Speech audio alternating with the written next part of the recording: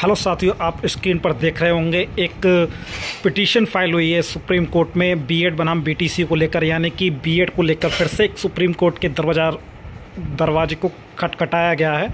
तो मामला क्या है देख सकते हैं यहाँ पर। Devesh Sharma vs union of India, तो ये वही देवेश शर्मा है जिनकी याचिका पर राजस्थान सरकार ने जो 11 अगस्त को सुप्रीम कोर्ट का ऑर्डर दिया है। हाँ जी हाँ, वही देवेश शर्मा ने एक फिर से रिट पिटीशन फाइल किया। ये रिट पिटीशन आप यहाँ देख रहे होंगे कि ये केस यहाँ पर जो रजिस्ट्रेशन नंबर है उसका ये है, और यहाँ पर क्लियरिफिकेशन या डायरेक्शन, तो ये डायरेक्शन के मामले में इन्होंने फिर से एक सुप्रीम कोर्ट का दरवाज़ा खटखटाया है। और ये बीएड की पात्रता को लेकर फिर से यानी कि तमाम राज्यों में हो रहे यानी कि उपाओह की स्थिति, यानी कि कई राज्यों जैसे उत्तर प्रदेश है, राजस्थान है, छत्तीसगढ़ में किसी भी मामले में सुप्रीम कोर्ट ने जो डायरेक्शन है वो क्लियर नहीं की है, तो उसी को डायरेक्शन को क्लियरेंस को लेकर जो देवेश शर्मा जी हैं फिर से सुप्रीम कोर्ट चले गए हैं। और उनका मानना क्या है कि जो एक तरह से सुप्रीम कोर्ट डायरेक्शन क्लियर कर दे।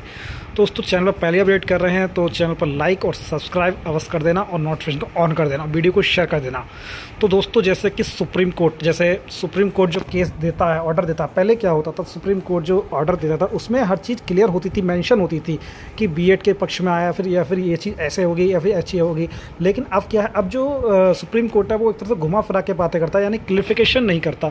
तो अभी तमाम राज्यों में उपाओं की स्थिति है, जैसे बिहार राज्य में अभी क्लियरिफिकेशन नहीं हो पाया, लेकिन सुप्रीम कोर्ट में दोबारा से मामला गया तो वहाँ पर फिर से मामला निकल आया, तब बीएड छात्रों को बाहर का रास्ता दिखाया गया। इसी तरीके से छत्तीसगढ़ हो गया, राजस्थान और रीट में भी हो गया। दोस्तों ये तमाम राज्य ऐसे हैं। तो इसमें जो ये देवेश शर्मा थे, इन्होंने फिर से चले गए सुप्रीम कोर्ट और फिर से इन्होंने क्लियरिफिकेशन मांगा कि आप सुप्रीम कोर्ट एक बार यहाँ पर क्लियरिफिकेशन बता दे और उसके बाद में सारी जो राज्य हैं अपना स्टैंड क्लियर कर देंगे। लेकिन राज्यों का इसमें स्टैंड क्लियर ना करना कहीं यही बताता है कि इसमें जो क्लियरिफिकेशन है अभी उसमें कहीं ना कहीं मामला फंस रहा है। तो देखिए दोस्तों, इस जो ये मामला सुना जाएगा तो ये मामला कई राज्यों के लिए अहम होने वाला है और जो बीएड छात्र है उसके लिए अहम होने वाला है। तो दोस्तों इसके सुनवाई की डेट कब लगेगी ये तो देखिए साथियों, ये जिसमें पैरा आता है, पैरा नंबर 3 पे हम जाते हैं तो यहाँ पर बात करते हैं the present petition stands allowed in terms of prayer A to the extent the same related to the notification issued by the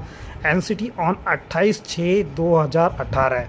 तो देखिए दोस्तों, यहाँ पर जो ये थर्ड इसमें बात कही गई है, ये चीज़ कहीं ना कहीं इसमें लागू होती है, यानी कि 28/6/2018 के बाद में जितने भी इसको लेकर कार्य किए गए हैं, आज किसी भी स्टेट में लेकर कार्य किए गए उसको स्टेटस साइड करके क्वेश्चन कर दिया गया है। तो यही चीज़ इसमें क्लियरिफिकेशन नहीं है, तभी सभी राज्यों की स्थिति इसमें यही है कि काफ़ी राज्य इसको लेकर भटक रहे हैं, मामला स्पष्ट नहीं कर पा रहे हैं। तो उसी को लेकर सुप्रीम कोर्ट में ये मामला गया है। देखिए दोस्तों, अब देखिए तमाम भर्ती है, 69,000 भर्ती है, केबीएस भर्ती है, या तमाम भर्ती जितनी हो चुकी हैं उसमें से लेकर हम कंपेयर करेंगे। जैसे कुछ शिक्षा मित्र थे, शिक्षा मित्र में कुछ क्या थे, टाइट पास थे, कुछ चीज़ ऐसी थी, कुछ साथ तो सुप्रीम कोर्ट ने उनको भी बाहर का रास्ता दिखा दिया था बिना किसी झिझक के, क्योंकि उनकी योग्यता कंप्लीट नहीं। तो जिनकी योग्यता कंप्लीट थी उनको एक राज्य सरकार ने अपनी सूचना बनाकर उनको अंदर ले लिया गया। तो दोस्तों 69 शिक्षक भर्ती या फिर किसी भी शिक्षक भर्ती जो इसके अधीन हो रही है उसमें से अगर किसी भी छात्र को अगर निकालने का मतलब सुप्रीम कोर्ट झिझकाया है नहीं, तो दोस्तों ये चीज़ पॉसिबल हो सकती है। लेकिन दोस्तों क्या चीज़ ये मामला फंसेगा या नहीं फंसेगा, ये चीज़ देखना।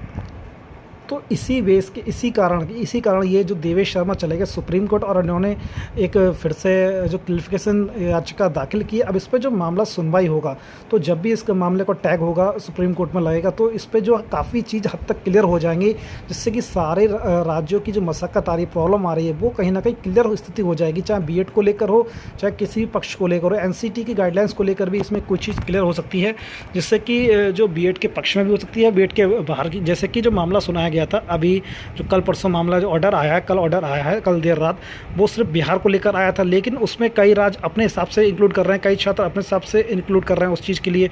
लेकिन दोस्तों उस चीज़ से अपने हिसाब से इंक्लूड करने से कोई चीज़ सही नहीं हो सकती। जो चीज़ सुप्रीम कोर्ट अगर कह देगी उस चीज़ को तो मानना ही पड़ेगा। लेकिन सुप्रीम कोर्ट ने उस चीज़ को क्लियरिफाई उसमें नहीं किया, तो इसलिए जो छात्र हैं उसको अपने हिसाब से लगा रहे हैं, जिसमें उनका फ़ायदा हो रहा है। दोस्तों इसी चीज़ को लेकर जो देवेश शर्मा जी हैं वो चले गए हैं सुप्रीम कोर्ट में। अब जिसकी जब भी सुनवाई होगी, जब भी इसमें मामला लगेगा तो हर किसी की नज़र, हर किसी स्टेट की नज़र इस ऑर्डर पर रहेगी कि ये मामला क्या बन सकता है, क्या नहीं बन सकता है।